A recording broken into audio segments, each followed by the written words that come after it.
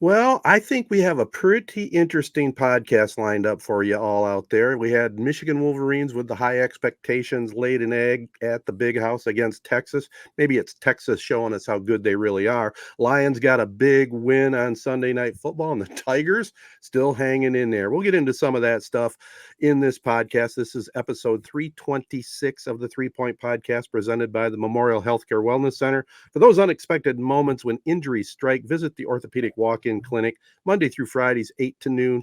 No appointment needed.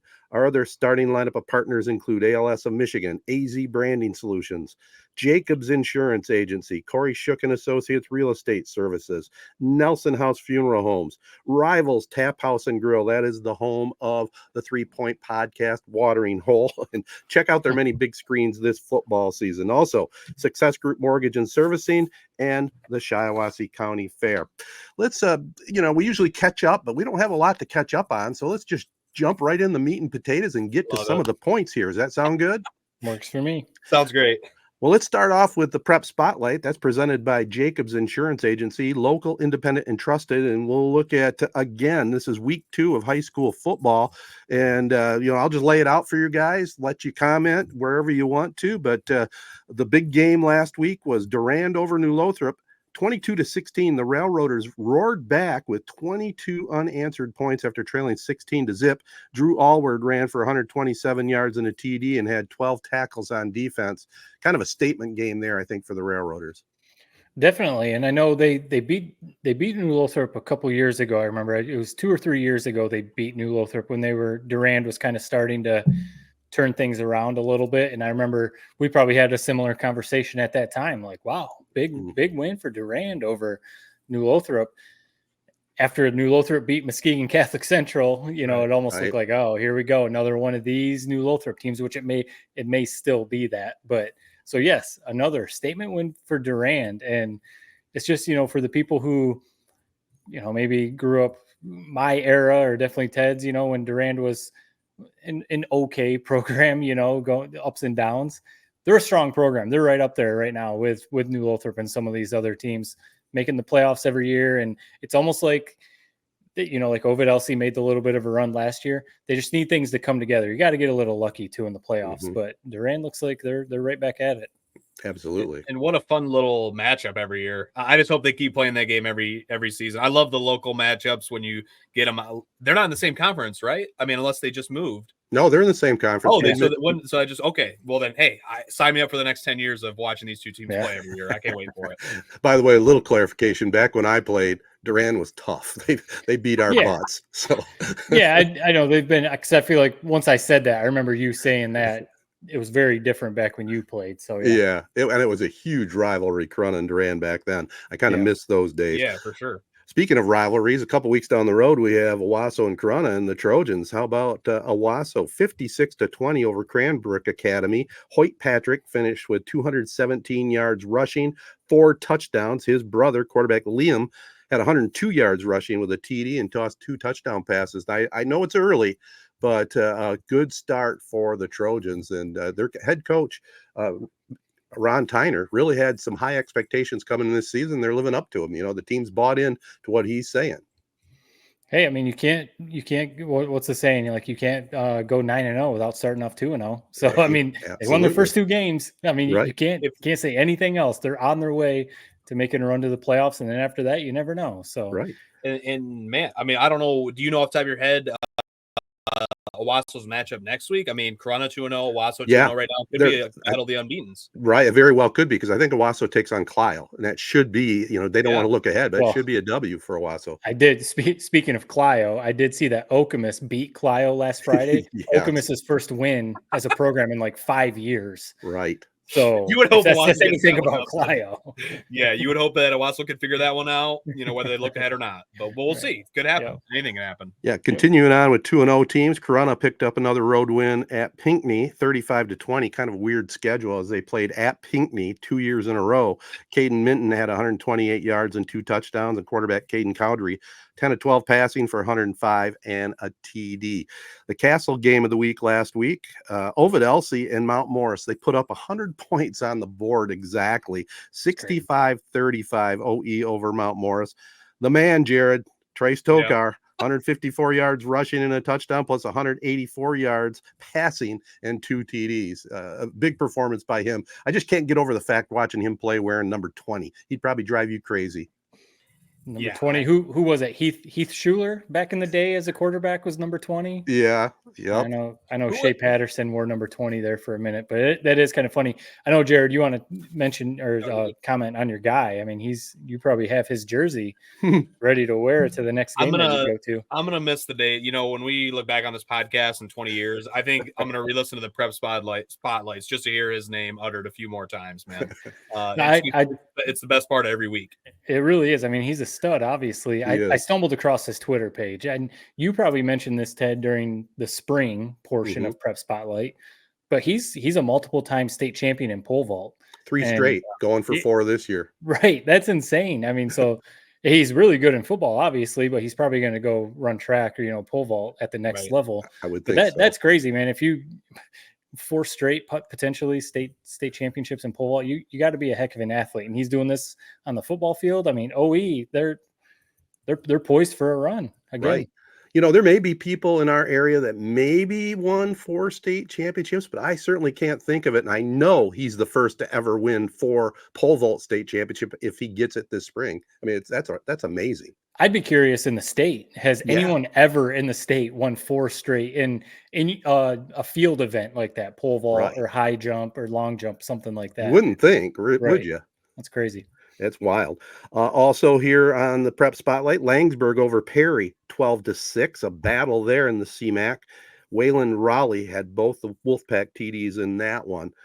You got anything to add on that, Matt? You're kind of the connection over there. Yeah, nothing too specific. I mean, just Perry did lose some big players from that playoff team last year, so they're figuring some stuff out. New head coach too. We mentioned that, so hopefully they can get things turned around. Morristown Merrill 44-0, and Chesaning, another team undefeated. They down Lakeville 50-0. Quarterback Max Volt, 4 touchdown passes and a couple of rushing touchdowns. Just a note on Chesaning, they are taking on New Lothrop this coming Friday in our game of the week. The Indians will be honoring the 98 and 2001 state champions. In 98, one of the best high school games I've ever seen. Chesaning down Belding 41-38. Ryan Brady, former guest here on the pod and also head coach at Saginaw Valley, just was phenomenal that day, along with the entire Indian team, coached by Jim Zappin. And Zappin got his second title in 2001, 14-7 over Orchard Lake St. Mary. Matt Ferry took a punt return all the way to the house to clinch that one for the Indians. So, man, there's a lot of pride taking place this coming Friday night. Chesaning, New Lothrop, the Indians, a couple state championships in the MHSAA playoffs, and New Lothrop, 3 of them, 2006, 18, and 2020. So something's got to give. Are the Hornets going to be angry? Or is Chesaning going to stamp themselves a real contender? It's going to be a fun one. And Chesaning's a proud program over there. I know he's not the head coach there anymore, but we had their coach on last season.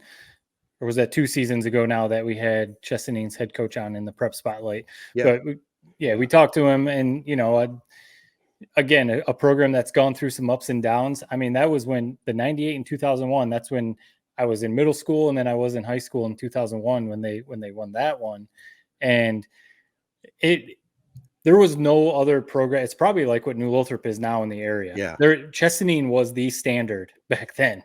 I mean, you're winning multiple state titles like that within a 3-year span.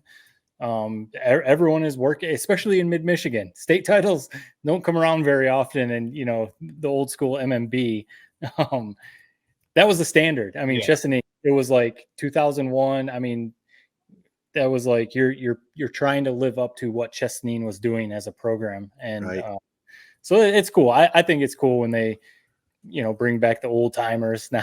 It's crazy to think that those are the old timers, but hang the banners and do all that kind of stuff. Have some banquets or whatever they're going to do. So that'll be a cool event. But New Lothrop, they're not going to shy away from the challenge. New Lothrop's going to come in there to win. So that's going to be a fun game. Is that your Castle game of the week? It is the Castle game of the week. Casey and Bart will be there for the call on Friday night. Download Z925.com onto your smartphone if you don't have it. Any day you're out at Chesaning for a football Friday night is a good day. There's something about that stadium. Maybe it's the tradition you're talking about, Matt, where it speaks football to me when I'm on the premises. I don't even know if that makes any sense, but there's something magical about it. Yeah, they really did a nice job updating that facility, or see Morning Star Field over there. They got the scoreboard where they actually have video highlights on it, and it's really a nice setup. And they moved the press box and had brand new stands put in on the field opposite where it used to be. So they still have the old press box, and that's where we broadcast from. We have it to ourselves. It's just awesome. Nice. Yeah. That was brilliant. Not to stay there too long, but that was a brilliant move by them to let's rebuild the away side and let's keep our home bleachers. Really a smart move. Yeah, it really was. Well, money well spent for sure. Well, that's it. That's the Prep Spotlight presented by Jacobs Insurance Agency. And we'll talk a little college football. We'll talk a little Detroit Lions and a bunch more right here on 3 Point Podcast after this. You know what? Let's start with Michigan. I think this might be where we spend a lot of our time, unfortunately. I listen back to our pods. Every time I do, I'm like, I never shut up. So I'm going to leave the floor to you guys to get your thoughts out initially, and then I'm going to follow up third. So you go ahead, whoever wants to take it first. So Ted, why don't you go first? Because I'm sure I probably also talk pretty heavy also. Yeah, I usually just keep it kind of tight. All I'll say is it was definitely disappointing. I was all geared up for that big time watching, game day and big noon kickoff and, seeing them booing Urban Meyer, seeing Charles Woodson doing his regular thing. So I'm all ready for it. What a disappointment. Quinn Ewers definitely looks good. Looks like he could be a Heisman candidate. But all I know is all our talk on the last podcast, throw that out the door. They've got some serious adjustments they got to make. They could still be a halfway decent team, but I guess I didn't realize how many holes they actually left. And there's question marks, starting with coaching, starting with the offensive line, and obviously the quarterback. I mean, we talked about it last week. They absolutely, now it's glaring, they should have got a quarterback in the portal. They should have. They didn't do it. And now if we get 9 wins this year, maybe that'll be okay. Yeah. But if that would be great from what I saw. Would be. Yeah, because it could easily slide to 7 wins. Right. So I mean they've got they've got Arkansas State coming up this weekend, then they head into their Big Ten play, and now a part of the Big Ten, USC, Washington, and Oregon. So they play those 3, and then of course Ohio State at the end of the year. And you sprinkle in, Michigan State. We'll talk about Michigan State a little later, and the rest of the Big Ten schedule. But if you look at those 4 games, USC, Washington, Ohio State, Oregon, that's 4 games that they could potentially lose for sure. And now you're looking at a 5-loss season. So my way of looking at it, those 4 right there, you assume, you hope they win the rest of their games. Those 4 right there, if they can split, go 2-2 in those, then you're at that 3-loss mark and kind of 9 wins like you're talking about, Ted. And at this point, I would say that's a win of a season because, man, the way they looked against Texas, to be honest, I think it's more about how good Texas is than how bad. I don't think Michigan is like terrible bad. Clearly not as good as they were last year. I think Texas is just really, really good. They are. I mean, I saw some numbers. Texas is returning. They're 30th in the nation in returning snaps played production. Maybe. Production. That's the word I'm looking for. 30th in the nation in returning production. So that's a lot, including Ewers, like you said, Ted. Michigan is 128th in the nation in returning production. I think it's something that Michigan fans, we were very hopeful that, yes, we knew all the guys that left to the NFL. We knew all that, of course. But we were like, there's still a lot coming back. We're hopeful. We're coming off a national title. Sharon Moore was there last year. He's going to keep this thing rolling. We lost some of the best players in program history, and I think we're seeing the true impact that Jim Harbaugh had on the program. Yes, Sharon Moore was there in those the suspension games that, when Harbaugh was suspended. But Harbaugh, we talked about on the podcast, Harbaugh was there all week, game planning, prepping, getting those guys prepared. The mindset was there from Jim Harbaugh, and then Sharon Moore just had to get there and head coach the game, win it. I'm not out on Sharon Moore. I think there's still something there. He obviously learned from Harbaugh. I think, he'll figure some stuff out. This is his first time being the guy for the program. So I'm not out on Sharon Moore. The guy I'm out on is Wink Martindale, the defensive coordinator that they brought in. I understand he's got 40 years of experience coaching in the NFL, whatever. So dude knows football. The guy's a football mind, no question there. I feel like he's too old school for what's going on. He reminds me, we were talking before we started recording, he reminds me of Don Brown 2.0. Mm-hmm. And is he going to adjust? I don't know. He might be too hard-headed and might think he's too smart to adjust. I've been coaching for the Baltimore Ravens. I've been coaching. He worked for the Bears at one point. Like, is he going to adjust? Because the defense got exposed. The defense has 4 or 5 guys that are going to be first-round draft picks in the NFL. There is still a ton of talent on that defense.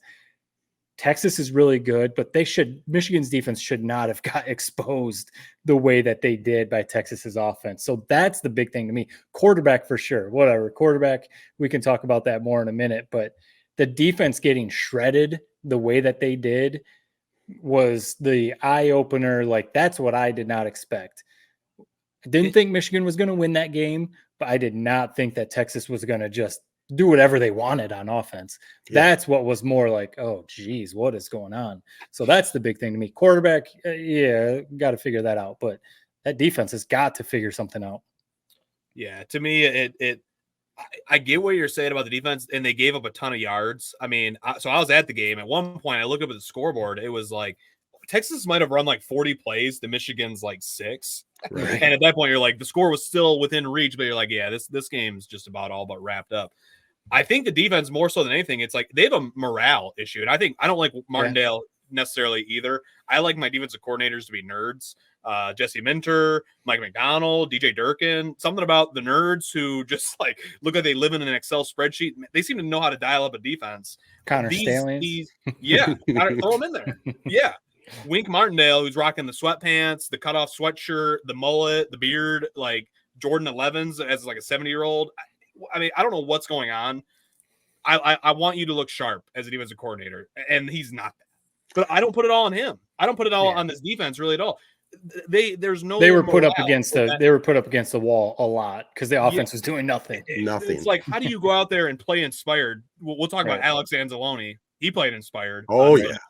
How do you go out there as a Michigan defensive player and play inspired in that game when you just know whatever? You basically have to pitch a shutout on one of the best teams in the country, Texas, to even have a chance at that point.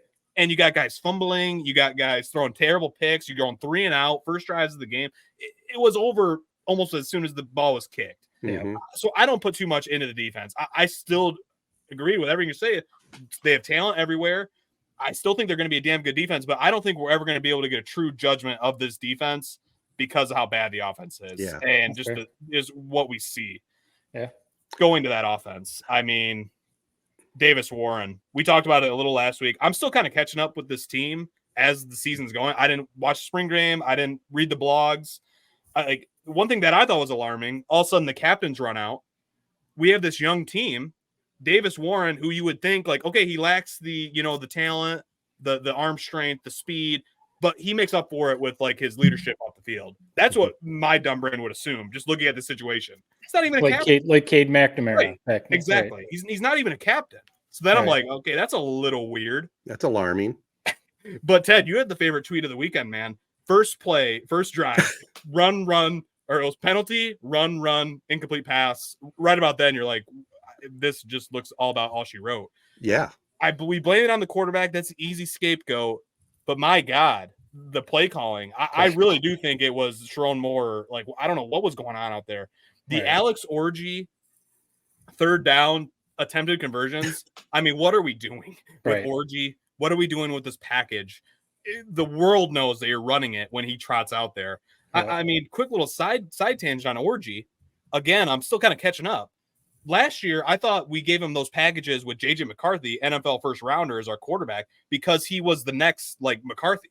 Like, we don't want to lose this guy. You would have thought. Let's be a little bit happy. Let's give him a few packages. Let's give him a few throwaway plays every game. And then we come into this year, and he's not even beating out Davis Warren. Right. I'm just so confused about that whole situation and how it played out.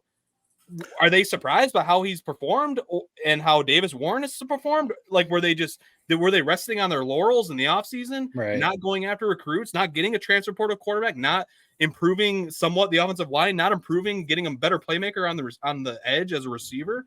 I just have a lot of question marks going forward about this coaching staff and this program and this culture and this team after that Texas game, because I'm seeing videos of Michigan walking out of the tunnel and Texas is staring them down. And remember when those videos used to be like Ohio State and Michigan was staring them down? And you're like, wow, this game is almost won before it's ever even played. Now we're seeing it the other way around because of, like you said, at the very top, Matt, Jim Harbaugh gone. Big glaring weakness. I'm really worried about the future. Ted, you're talking 9 wins. I'm worried about Michigan State now. I'm worried about Michigan State now. Yeah. So maybe I'm crazy for that, but good God, that was just depressing. No other way around it. Yeah. Yeah, but I mean, we're going to see what the coaching staff can do after that, because I think we all agree, all the points we've just made, everybody agrees with us. You know, we all saw it. We all saw it. It was glaring, and they better be making some adjustments this week. And I think you tweeted, Matt, they might want to start gearing up that young kid from Carolina just to get him a look. Why not? Why not? I mean, why not? I mean, the plan was obviously always to redshirt him this year. Right. So then in theory, you might have him for 4 years after. No players stay that long in college anymore. There's no way he's staying at Michigan for 5 years. So if the quarterback situation this year is that bad, why not give him a shot? Again, I mean, he can't be worse. Didn't JJ play his first year? Yeah, he played. I mean, McNamara was a starter, but McCarthy would come in for 4 or 5 series a game. So, like, why not do that? I mean, 100%. He can't be worse than what is happening right now. That's the point. Even if he's crazy inexperienced, true freshman, but he was an early enrollee, so he was there in the spring. He's been there almost a full year. So, I mean, And everything you read out of camp is that he's catching on quick and all that kind of stuff. So why not? Why are you so hell-bent on no, he is not playing? I know. Because these two guys, whatever's happening with the quarterback situation, I really do think they're setting these guys up to fail. Because like you said, Jared, when Orji comes in, it's so obvious what's happening. I want them I don't care what's going on now. Give Orji a full series. Give him a full series where you're like, this is you. And you might throw a pat. So the defense has no idea what to expect. I'm almost ready to go full Army, go full Service Academy offense, and just keep Orji and just run the triple option. Just keep Mullings in the backfield, keep Donovan Edwards back there, and just go full triple option and only throw 4 or 5 passes a game, because that might be better than whatever Davis Warren is doing. There was his first interception where he just tried to throw one in between 3 guys. It was like a 3rd and 5. And we watched the replay. I was at work. We were all watching it. We watched the replay. They just ran like 4 little comebacks right at the sticks. And Texas was basically just sitting there like, we know you're not going to run a 10-yard route because your quarterback can't throw it. So we're all just going to sit right here and just wait on the ball. And then he throws an interception. And it's just like, if you're not going to even give your quarterback a chance to throw the ball downfield, the defense knows what's coming. I mean, they have no reason to even think that you're going to throw it 10 or 15 yards down the field, because you're not even calling those plays.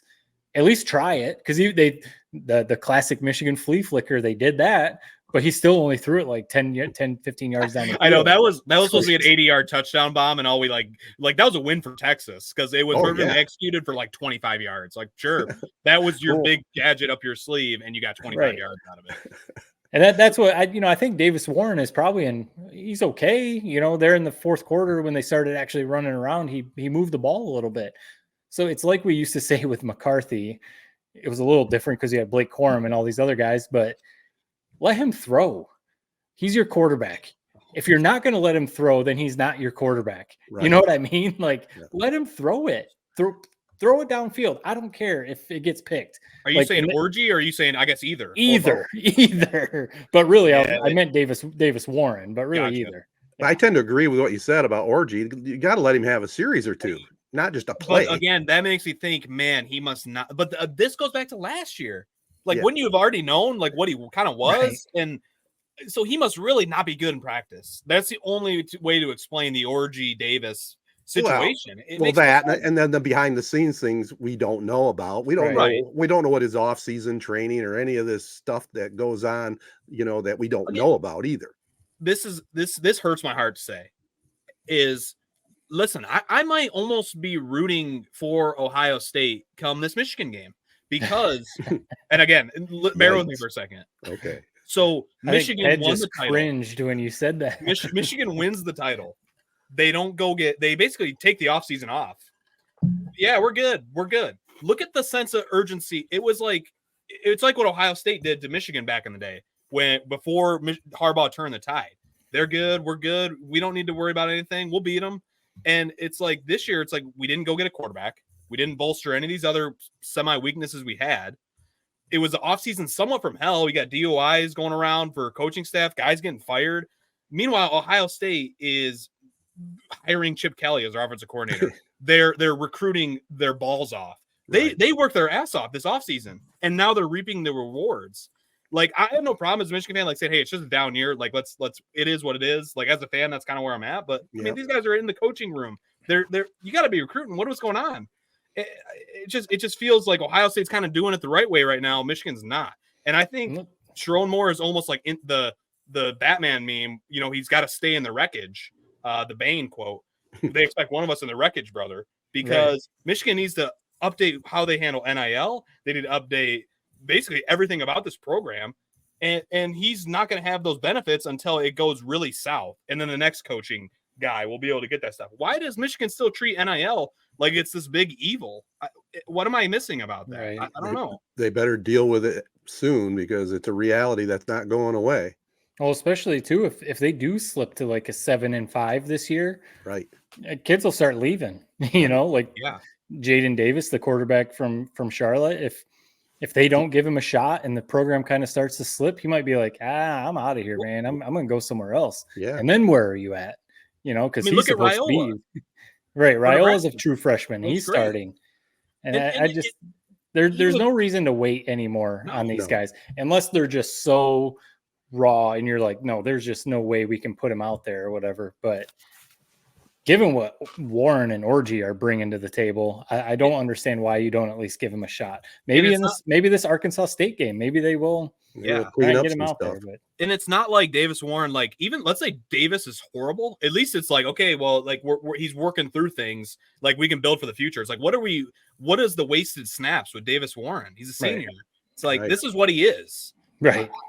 And it's not like we're competing for a national title. We clearly saw that. Let's just start building something. Yes. And give it to Davis. And if Davis really doesn't look great, then okay, let's find the next guy in the portal this offseason. It's a couple of quick things, but also we talked a lot about the quarterback. I mean, the weapons, I don't think they did any favors. We already talked about the play calling.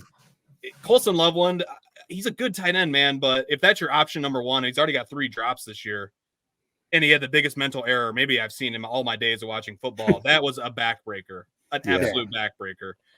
If that's your weapon number one, what are we doing? And you almost can't even blame the quarterback. As for our weapon number 2, Donovan Edwards, finally thought we were going to see that classic vintage Donovan Edwards run. The one time he broke through the first level and then he gets tripped up. And it's like, man, and that was when the game was still in the balance. Yeah. If you're not scoring on those, it's like, what are you honestly really even bringing to this offense? If when you do finally make it to the secondary, you're getting tackled by one defender. It was just depressing all around. I don't know any positives from this game. What's weird about the Edwards thing, and I mean, we could probably talk about this for a whole podcast, is like after that drive, he almost didn't touch the ball for like a quarter and a half. And then, so then they cycle in Mullings and, some other guys. And it's just like, he was actually kind of running okay. He was getting like 5 yards, 6 yards, 7 yards. And then all of a sudden he disappears. And we've also said it. I feel like every fan has said this all along. Obviously we're just fans. We're not on the coaching staff, but he's really good in the passing game. He's been a good receiver ever since he's been at Michigan. Why do they not throw screens to him? Why do they not, have him like sprint out and throw him a quick bubble screen? Why do they just don't use him in the passing game? Think of Texas and how the running back was like exploiting us, like in the passing game. It's like, what are we doing? Right. I mean, clearly Edwards has the speed that can break a game open. And it's just like, they just want to hand him the ball and have him run up the middle and hope that he breaks one, like in the national championship game. And it's like, all right, well, and that's part of the offensive line. It might end up being pretty good, but they lost basically all the key starters on the offensive line. So the offensive line is still figuring stuff out. So this whole thing is kind of a work in progress. And so it doesn't help that in the second game of the season, you played quite possibly the best team in the country. Right. And being there at the Big House, I will tell you, Texas, wow, they're cool. Like, not the team, The fans, all the girls are in cowboy hats, in cowboy boots. All the guys are rocking polos. It's just something about the vibe I was digging. After the game when they won, it was, I wish I could say it was sickening, but I was like, this is kind of cool. Horns up. As soon as all the Michigan fans filtered out after Mr. Brightside, it was maybe 30-40% Texas left. Just all in this one little kind of corner behind their sideline. And I didn't even know their fight song is like, apparently it's called, what is it? The Eyes of Texas are on you. And it's I've been working on the railroad. It's like the most awesome fight song I've ever heard. Classic. And then when you know it, you knew it was coming. Out comes the defensive back with the giant Texas flag. Plants it right on the Michigan M. I didn't realize it's the first time ever coming to the big house. They clowned us in the big house. They own it forever until they play there again in maybe 30 years. It was a really cool matchup, but man, what a dud. Like, I don't think any of us expected them to win, but we just like, if they lose by 14 and, they show some fight, it was like there was no fight. They didn't look talented. They looked like they were underprepared. It just like it left a hole in your stomach driving home. Right. For all the people who were, and Jared, you might be one of them, but for all the people who all along were saying, JJ McCarthy's not that good. For all the people who were questioning Jim Harbaugh, he's overrated, he's overpaid. Yeah. What are we saying about that now? What would you do to have JJ McCarthy and Jim Harbaugh back? No kidding. We are, as Michigan fans, thank God Jim Harbaugh was conceived by Jack, and I don't even know what his mom's name is, way back when. Mom Harbaugh. We would be in the Brady Oak, Rich Rod perpetual cycle forever, and we might be going back into that. Thank God. I was going to ask you that. I mean, I don't know anything about Arkansas State, but is there any inkling that they're 2-0? I was going to say Michigan, you would think, would regroup and blow them out. But then again, could this be an App State game? Who knows? I looked up their schedule quick a little bit ago, and they've scored over 30 in both games, I'm pretty sure. So, and their quarterback has thrown for like 320 yards a game or something. So, this is against like lower competition. Yeah. So, but their offense isn't like some generic, Service Academy, Georgia Tech back in the day running the triple option. So this is definitely a trap game, because then next week is USC. So you don't want to be looking ahead to that USC game. So, oh man, we very well could be in the fourth quarter going, yeah. Well, think about it. So you look back at that Fresno game, like, is that like from our first two games we've seen, just not a very good team. No. And it's what's funny is, so Arkansas State in my like online dynasty with my buddies in college football 25, like that's my team. So I know like all these players. I can give you a quick rundown of who they have. So Jalen Rayner is their quarterback. He's a sophomore, pretty good player. Jaquez Cross, he's my Heisman winner running back. Number 2, he's a stud. Zach Wallace, number 21, is another good running back for him. Courtney Rucker's a good wide receiver. So they got talent, man. They got talent. At least in the video game verse, I've been able to really make them into something, but we'll see come Saturday. Little scouting report. Yep. Speaking of the video game verse, I saw someone tweet out, they said they stole it from a friend's Facebook post or something, but the post was, Sharon Moore, I guarantee you no one uses Davis Warren in college football 25. Basically saying like, hey, I guarantee everyone in the video game has Alex Orji as the starting quarterback. So or maybe even Jaden Davis, the freshman. Yeah. So, listen, I don't know. It is a good point. I'm over the orgy. I'm with you. Like, let's just throw them out. I don't think it's going to go well, but let's just throw them out there, see what happens. But it cracks me up that people are still calling for this guy. At least if they did it for a couple series, it wouldn't be that, like you said, you bring him in for one play, you know what they're going to do. It's going to be a little zone read type thing, and he's going to run it. So at least give him a couple series where you do a couple rollout passes where the defense is at least like, okay, there's something else. Right now, it's just like, here's Orji, stack the box, he's going to run. I wonder what our listeners, especially our Spartan fans out there, are thinking right now. Because boy, we had it good last year, didn't we? Yeah. And we're already down week 2 here. I mean, no, it's amazing what a big Michigan State win and a Michigan drubbing will do to really kind of reset the calibration. Exactly. Hey, and that was a big win by Michigan State. I mean, new head coach, a ton of turnover in that program. They go on the road to Maryland as underdogs, and they win that game. That's a big win. They're sitting atop the Big Ten right now. So, there's nothing to complain about. Their quarterback, and then Marsh, the wide receiver, 17 and 18 years old or whatever they are, 18, Yeah. 19. I mean, they're young. Almost 200 yards in receiving for Marsh. Right. He is. So, I mean, that could be a decent little duo they got going there. Yes. They're building. And I said it. I mean it. I'm worried about that Michigan State game. Yeah. How are you not Right. after these first 2 weeks? You guys are talking about Nick Marsh, a kid from River Rouge. We actually went and covered a couple of their games when he was a sophomore. And I remember hearing about him, like they call him Megatron. And he looked like he could play for Michigan State as a sophomore in high school. And if you have the nickname Megatron as a sophomore in high school, like you probably earned it. Yeah. And what's cool about that also is like he stayed committed to Michigan State through thick and thin, through the Mel Tucker stuff. So as he's going to just be going like this on an upward trajectory through his career, he's probably staying at Michigan State the whole way. Why would he leave if he stayed through that stuff? It's like he's going to be a thorn in our side for a couple years now. Yeah. Yeah. Well, I mean, the one thing I'll say that could help Michigan in that game, Texas was smart, and they basically did not throw at Will Johnson the whole game. mm-hmm. I mean, Will Johnson only showed up a couple times because they were like, we're basically going to go to the other side of the field. So if Marsh is clearly Megatron, Right. you know, the number one wide receiver for the Spartans, well, hopefully you put Will Johnson on him, and that helps. But let's get to the Michigan State game first before we start looking too far ahead. Michigan State, I mean, how do you not like looking at their schedules? They got their 2-0 Prairie View at home this week. Then at Boston College for a solid Boston College game. I mean, that's going to be a fun game if they win that one. Now we got a ranked matchup against Ohio State home game. Who knows? Maybe game day's there. I don't know. Right. A lot of buzz around in East Lansing if they get to that game 4-0, regardless of what happens against Ohio State. Yeah. Right. Well, I tell you what, I think Jonathan Smith there, he's a real deal. I mean, he's a solid coach. He's proven that, and doesn't seem to get too worked up. He doesn't. Yeah, I kind of like his style. Yeah, I do too. And I like the fact that, it was the adjustments from week 1 to week 2. They go on the road. Sometimes that's an advantage, you get away from some of the distractions at home. But I think Childs, the quarterback there, I mean, almost 370 yards passing, 3 touchdowns. What a big adjustment he made from week 1. I mean, what an improvement. Yeah, he did throw 3 picks, but he looks like he's got some talent and he can unload that football. Yeah. He can. I mean, yeah, he's got to clean up the turnovers a little bit, but he's not even 20 years old yet. So I mean, he's 18. Is that right? right? Yeah, I don't even think he's 19 yet.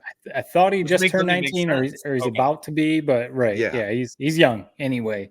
So no, Michigan State has something going. I mean, again, it's the on paper, right? Michigan should still win that matchup when it comes time on paper, but we know in that rivalry that doesn't matter at all. Michigan's got some stuff to clean up, and a lot of things can happen between now and then, and a lot of bad things for Michigan. And like you said, I mean, even because Michigan State has some tough games before the Michigan game, so they might have a couple losses on their, in their record by then.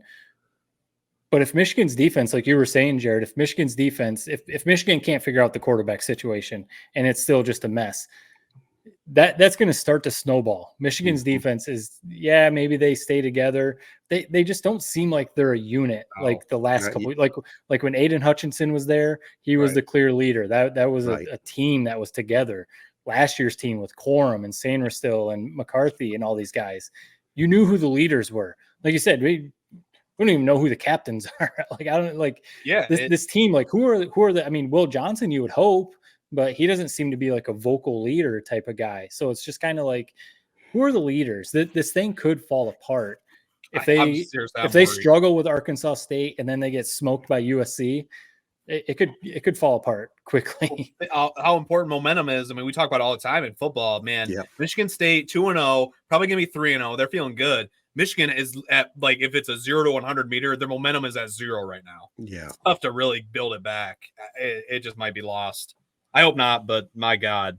And it sucks because the Wink Martindale thing, people are saying like, he's just a stopgap. Maybe only there this year, maybe 2 years.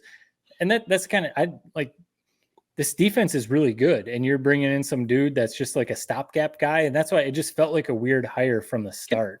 An NFL guy, doesn't old school, at least like Mike McDonald and Jesse Minter were young guys, young minds, up and coming.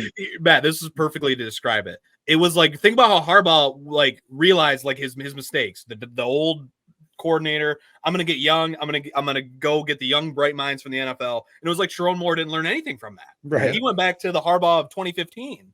It's like, what are we doing? One thing I do want to ask, Matt, I think you have a better idea of what the hell's going on with this.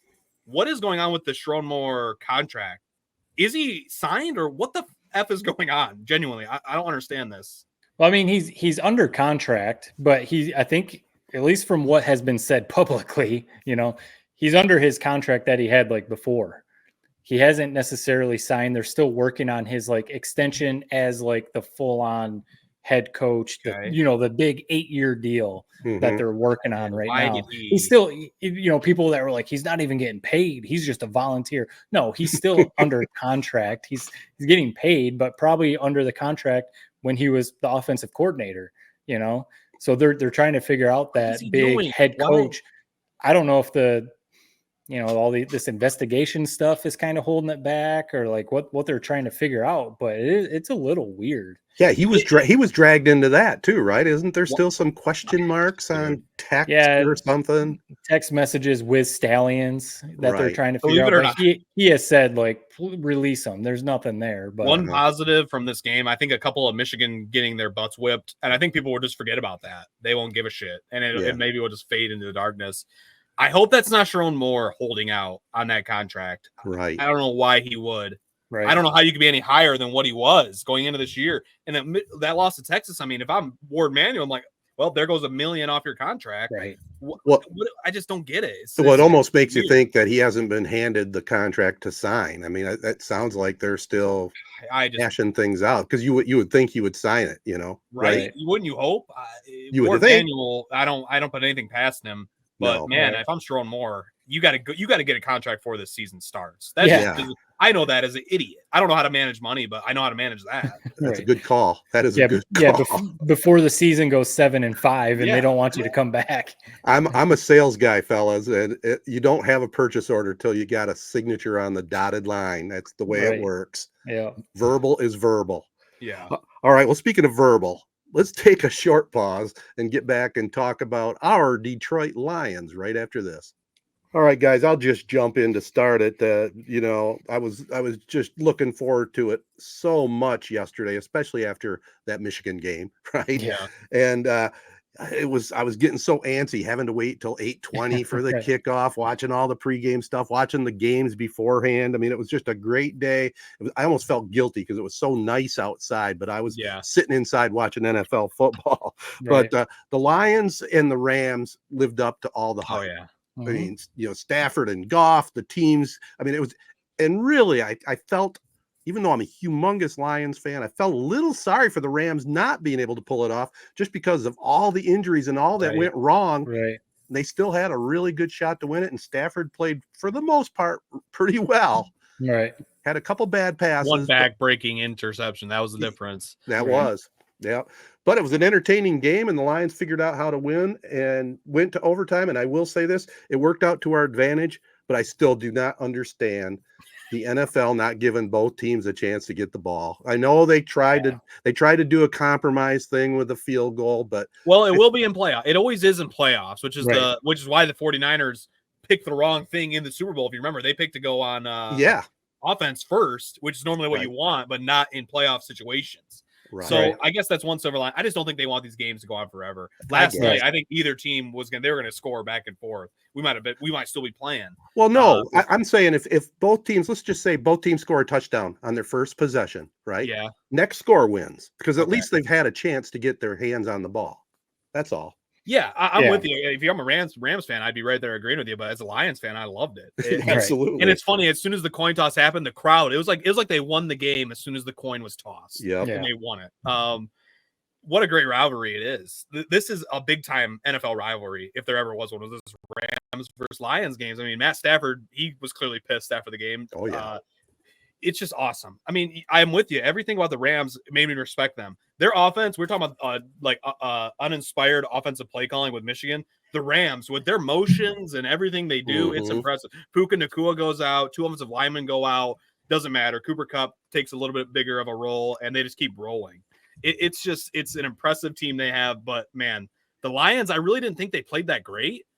but they got it done. And when have you ever been able to say that about a prime time against a playoff team? The Lions played like shit and they won the game still. Right.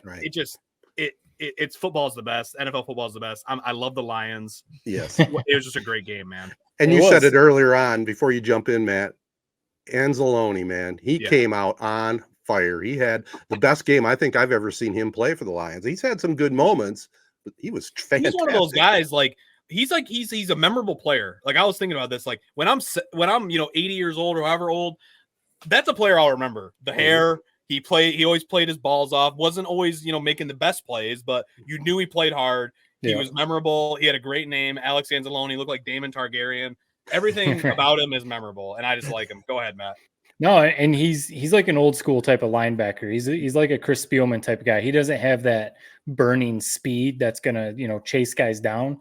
But like you said, he's gonna play 110% every play that he can. And there's a reason why Dan Campbell brought him in when Campbell got the head coaching job. I'm pretty sure Anzalone was like the first guy he brought in. Yeah, he was like, I need him on my defense. He's a leader. Right. Yeah. I need that guy on my defense. And speaking of the defense, there's still some stuff to figure out. But honestly, I think the moves they made and the secondary, they're definitely improved from last year. I mean, Carlton Davis, the dude they brought him from the Buccaneers, he's solid. He, just a good pro.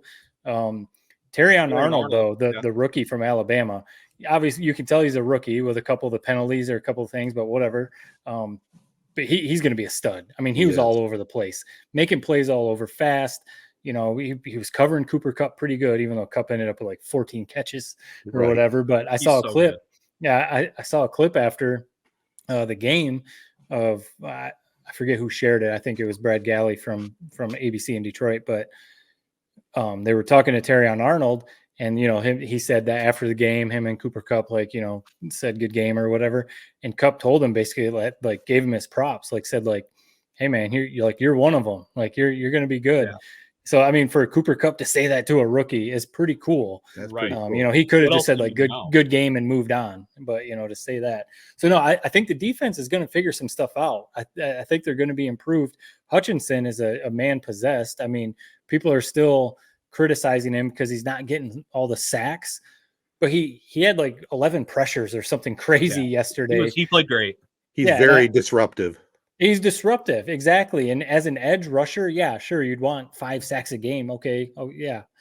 But he's very disruptive. I mean, Stafford was like running around like crazy that whole game when Hutchinson was in his face the whole time. So, if they can, Davenport on the other side of the line, if he can kind of stay healthy and keep kind of getting pressure, I think the defense is going to be much improved. I mean, if they can all stay healthy, that DJ Reader, the defensive tackle they brought in, he didn't even play. So, I think defensive lineman. I think they really bolster that nose guard defensive lineman position. I think it's almost like the unsung position improvement that we haven't really talked much about this, like in the offseason. I think they did a great job there.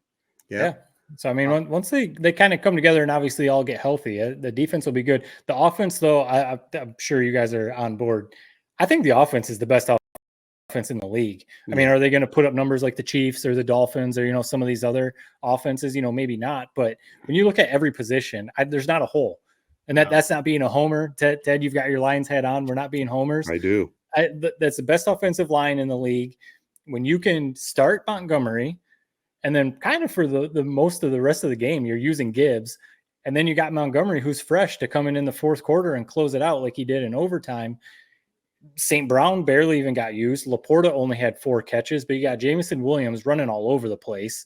And I mean, this offense, and you guys know I'm not the biggest Jared Goff fan, but as long as he can sit back there with a clean pocket, he's MVP caliber. Yeah. This offense, I mean, they can do whatever they want. Yeah, I have no questions or worries about this offense as long as they're all healthy, of course.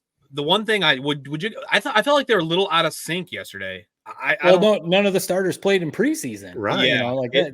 That was the whole day in the NFL. There was a lot of that. I thought like, I mean, the Amon-Ra, like J-Mo, wow. I mean, if he real quick when he went down in that whatever it was first quarter, I seriously, when they initially showed the replay, I never do this. I watch replays every time a player gets hurt. I covered my eyes. My heart seriously could not take it if he like his ACL got shredded right there. I seriously, I think I would have turned out the game. Something about that would have just really been a gut wrencher.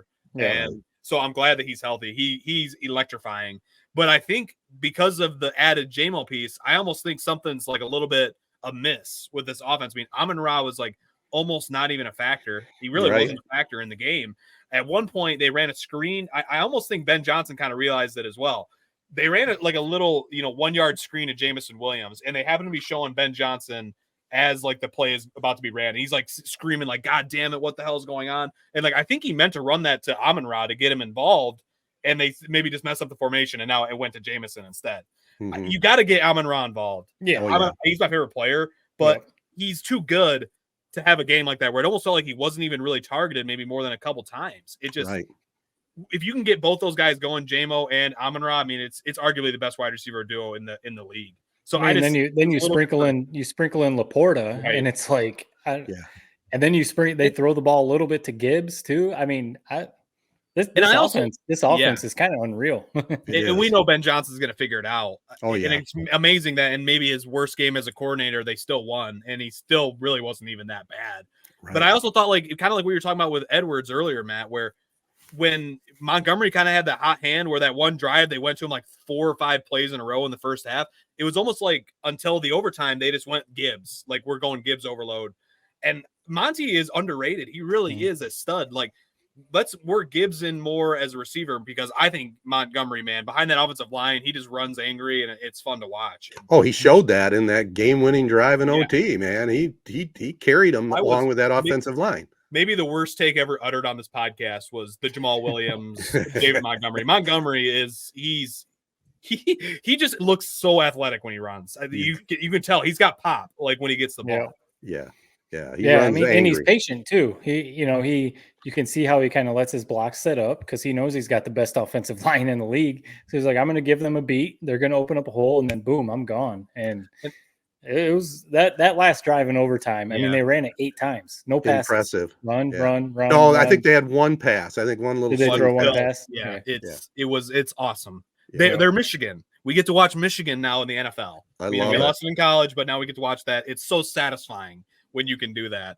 Last thing I had, real quick, I had it in my brain. Now I'm losing it. Well, think about it. Yes, here it is. So that one pleasant moment I had. So first half, we had a questionable, like 4th and 1, 4th and 2 maybe. And we're all kind of thinking like, man, are they going to kick this field goal, or is Motor City Dan going to send a message and like get this? And just like Motor City Dan would, runs them out. They get the first down. Just something about that was oddly satisfying, that he didn't abandon who he is. Maybe made a couple mistakes in that 49ers game, but still he trusts the process, and it worked. So yeah, and Matt, we all know you're not the huge Goff fan, but you've come to respect him. How about that scramble for a first down? Whoever thought we'd see that? I mean, that was about the most for someone who's a crazy good athlete, because obviously they're a professional quarterback in the NFL. He looked very unathletic scrambling for that first down, but it was huge. Yeah, it was a big extended play. That drive, and the Rams were kind of starting to turn things around, and it really was. Even though, I mean, again, you guys know it's not like I'm a Stafford fan anymore. I mean, he's one of my favorite Lions players ever. But that's kind of like a classic Stafford game where he's throwing passes that he's the only guy on the planet that can throw. But then like comes up short because he always had that one backbreaking either bad throw or interception, which he did. Every Lions fan knows that. Every game he throws one pass where you're like, what are you doing, man? That was and then he comes up short. And then like that's kind of, I mean, even though Stafford does have the Super Bowl ring, so he's got that. But that's kind of like his career. Ton of passing yards, some passes where you're like, oh man, you're a Hall of Famer, no doubt, all that. Yeah. But then comes up short. And it's like, he's got to be as frustrated as anyone, because he probably knows I'm better than any of these quarterbacks in the league. I just can't something's always off. There's a good chance we see them again in playoffs at Ford Field. He's got to be so damn sick of going to Ford Field, man. Yep. It was like a perfect Lions game. Like, think about it. Like, his offensive line was banged up. He's getting his ass whipped all game. Like you said, made a few incredible plays. You laid it out perfectly. That one fadeaway, like, I think Chris Collinsworth called it like a fadeaway jumper on like a 3rd and 10. That was an absolute backbreaker, like crossing route going to the left. Like, he still is so talented, and I still like him, but it feels good to kind of spank them when we've done a couple times. And the other thing that Stafford is, he's tough. He is right. tough as they come, man, as a quarterback. Yeah. Well, big win by the Lions, and we'll take a couple other quickies in the NFL. Harbaugh wins his debut. He hasn't changed his personality whatsoever, has he? Well, Yeah. Yeah. yeah, watching the videos of them in the locker room afterwards, especially coming off that Michigan game. Right. And we didn't know how good we had it with him as our head coach, man. The dude just loves football. Yeah. But you could tell, even, people questioning why he went to the NFL, after coming off a national title with Michigan, he basically said something along the lines of like, the NFL is the NFL. Winning a national title in college, coaching for Michigan is awesome, obviously, but the NFL is like the pinnacle of football. And you can tell this dude just eats, breathes, lives football. I mean, he just loves football. And all his players, I mean, J.K. Dobbins, the running back that had 180 yards rushing or whatever yesterday, he said it. I saw an interview with him. He said Harbaugh's as advertised. The dude comes in and he's preaching culture, hard work, and everything, and he's already turned things around because the Chargers have always had talent. They just, could never put it together. So, yeah, I'll be curious to see how they do the rest of the year because, obviously the Chiefs are in the AFC and, there's some other teams, but the Chargers, they might be there. Yeah, it was a perfect Harbaugh win, ugly win. A couple of real quick things I want to throw out the NFL. One, I mean, no fan base has it worse than the Browns. This Deshaun Watson situation, holy shit. Everything about that. You don't really necessarily like him off the field. He's absolutely terrible on the field. His contract is so ridiculous. Big, you have no idea but to play. It's thank God we're not a Cleveland Browns fan when we're talking about Michigan football. Then real quick, Tom Brady. Did you guys see any of his games? Honestly, I haven't seen any clips. It seems like he's been getting dogged. I watched the whole thing. What did you think as a play-by-play? Do you think he did a good job? As a color guy? I mean, I think he did all right. I mean, he's got some things to work on, but I think for a debut, and there was a lot of pressure on him. And yeah, he did practice games and all that, but it's not like being thrust right in the spotlight. I thought he did all right. I mean, he's going to get better. I still feel bad for Greg Olsen. I mean, the guy was as good as it gets, and he gets demoted just because Tom Brady's a bigger name, right? I agree. I think Brady will get better, but don't you also agree? Sometimes you either got it or you don't. Yeah. Like Tony Romo wasn't polished, but like he kind of had he got it. Yeah. He had the it factor at the beginning. Tom Brady have the it factor? It sounds like maybe he didn't. Well, it's funny you say that too, Jared, because when I was watching it, that was my comparison. I kind of was trying to compare him to Tony Romo. And remember when Romo first burst on the scene, he was like a genie. He knew what play was coming, and he would call it, right. That's what Brady needs to do. I think that would help it. He doesn't have to do it the same style, but he ought to be able to pick up what's going on out there. Sure. Right. And I think that's what helped Romo because he had basically just come out of the NFL. So he probably knew all the terminology and everything. And that's why he could call those plays out. So Brady needs to do something like that. And sometimes it's also like, yes, you got to be like professional, and yes, you can't be like a fanboy up there in the booth or whatever. But that's why Romo does work, because sometimes he gets like animated, like he's still out there playing, or like he's out there coaching or something. I feel like Brady is trying to be like too buttoned up. Yeah. Too. I'm the GOAT. I'm Tom Brady. I'm like clean, polished, clean cut. All that. Kind of like a robot. Yeah, like you're a football guy. Just go out there, just talk to us about football. Right. That's all we want to hear. Well, that's why I'm kind of concerned, because with the roast, you were like, oh wow, like this is a very cool side of Tom Brady. He's got this in his bag. But if he's and it's just one game, he might have just been nerves. But I don't know. Tom Brady's done a lot, man. I don't know if he probably was a little bit nerved up, but also you kind of can tell, like, what do you got? Yeah. Well, you kind of talked about it a little bit there, Matt, because I think the best color commentators, they obviously know football, but they got some personality to them. Romo has it. John Madden, the best that ever did it. Even Aikman, sometimes he breaks down the plays, but he also has some personality. And I think Chris Collinsworth is Collinsworth like good as it gets. Right. I thought he called a great game last night. So it's again, and that's like what, and we all thought Tom Brady was gonna be great, and he still could be. I definitely thought it was a shoe, and he's gonna be amazing. Give him as much money as he wants. Yeah. But it doesn't matter if you're good at the sport or you're not. I mean, this is a totally different sport, but baseball, it's like Rod Allen. Like, what did he play like 1 year in the MLB? But I would love to hear that guy call baseball games. Yeah, he's like it doesn't matter. It just it's just a bummer. I want him to be good, and Right. it just seems like it was a little bit of a dud of a debut. I thought he was going to be going crazy viral, everything he said, and I Nah, saw it nowhere. Right. no, it was pretty vanilla, to be honest. All right. Anything else we got in NFL that we want to get into before we going to even do a Tedtertainment tonight, or do you want to table it till next time?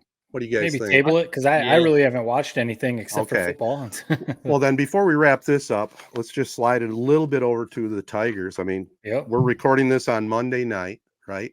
3.5 games back in the wild card. They've somehow kind of inched their way up past teams left and right. They're the one team out of the wild card right now. They're the top wild card contender that's not in. You know, they still got to figure out a way to get past the Twins or Royals, but 3.5 games out with what do we got? 20 games left, is somewhere around games. that. Yep. Yeah. So I mean, they've got a shot. So they still play. I was pretty sure. I wanted to make sure they still play the Royals 3 times at Kansas City. Right. So that's 3 tough games. Tough games. They play the Orioles 6 more times. That's tough. So that's tough. 3 of them in Detroit, 3 of them in Baltimore. So you know those are kind of series you hope you split. Yeah. You know, you can't get swept because then you're out of it. So you got to win a couple. But then the rest of it, they're starting a series Tuesday with the Rockies.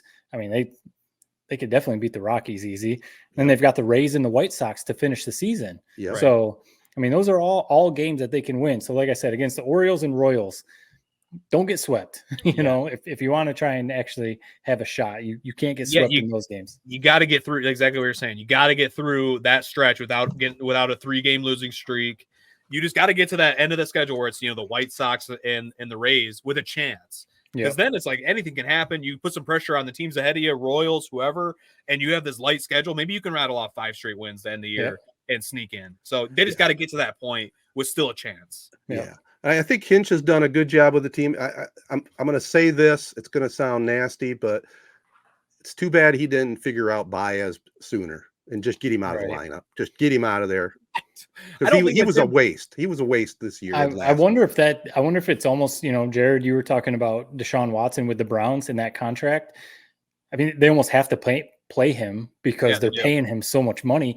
I wonder if that's part of the Baez thing. It's gotta be. If it was kind of like, hey man, we know you're hitting 120, if that, but it's like, we're paying you so much money. We have to put you out there. Well, because he was still a good defensive shortstop, you know? So, I mean, I guess you can say his defense was still pretty good. It was okay. Yeah.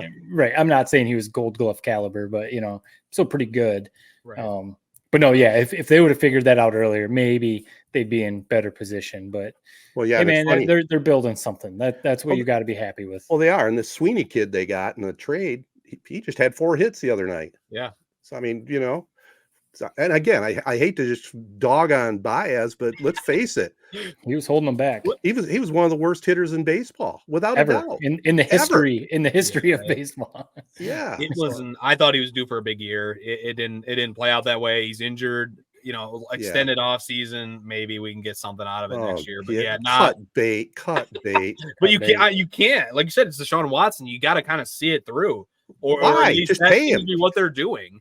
What you got to pay him anyway. It's like, I guess let's really ride it till the wheels are off. Well, if that was the case, he'd be definitely sitting on the bench and just periodically see action. I wouldn't have him my starting shortstop. I'll tell you that. Right.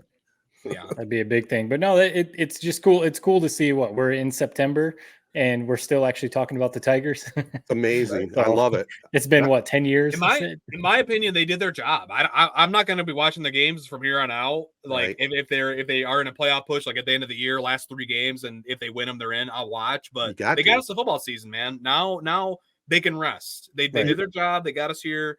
You know, thanks for a great season. You're right about that, Jared. I think I told you guys I'm going down there to watch them play on the 26th.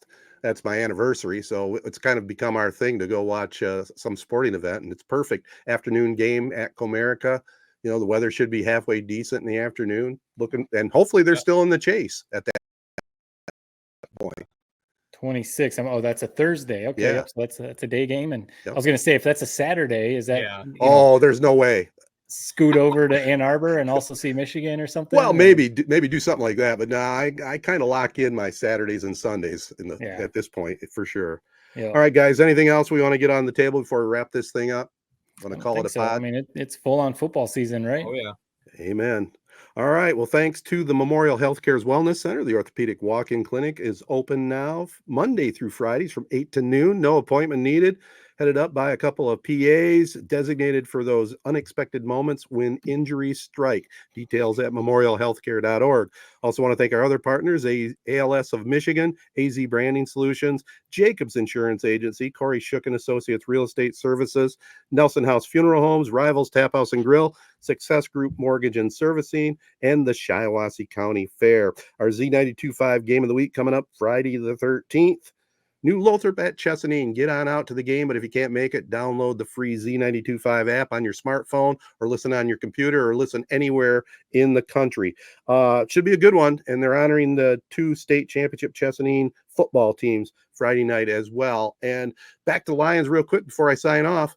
They got Baker Mayfield coming into town. The Bucks, kind of another replay of the playoffs. I mean, it's kind of weird. The schedule worked out perfectly. Both 2 of their playoff games, right? Rematches. Kind of, they're a couple of rivals, really. I mean, they don't seem to have any ill will toward the Buccaneers, but I'm with you. It seems like we play this team every other week almost. Well, it used to be a division rival. I mean, Ted, you remember that? Of course, yes. The NFC Central back in the day.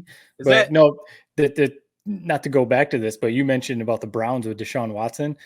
They also have to look at Baker Mayfield turning into a really good quarterback. And they drafted him and he obviously didn't work out there. So it is kind of crazy how things play out. All I do know, I'm loving how the vibe around the Lions.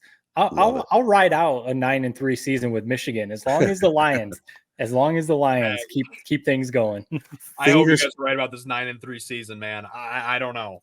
I would celebrate a 9-3 season after what I saw. So, but maybe not. And I'm hoping, but I'm kind of leaning that it might be 8 or 7, but I'm hoping for 9. Yeah, if it falls to 7, that's going to be depressing. This is where I'm at, and we can sign off. So Arkansas State, obviously, this Saturday. Hopefully, that's just an easy win. Right. The USC game is going to be huge. The scale for me. If they get run off the field, because that's at the Big House too. 3:30 CBS, huge game. 3:30 CBS game used to be the marquee SEC game, but now it's USC versus Michigan at the Big House. If they get run off the field like they did against Texas by USC, I might be saying that 7-win mark might be setting a bar high. So, oh boy, that's the game. I'm bookmarking that one. All right. Peace and love, everybody. Be kind. Thanks for listening. We'll talk to you next time.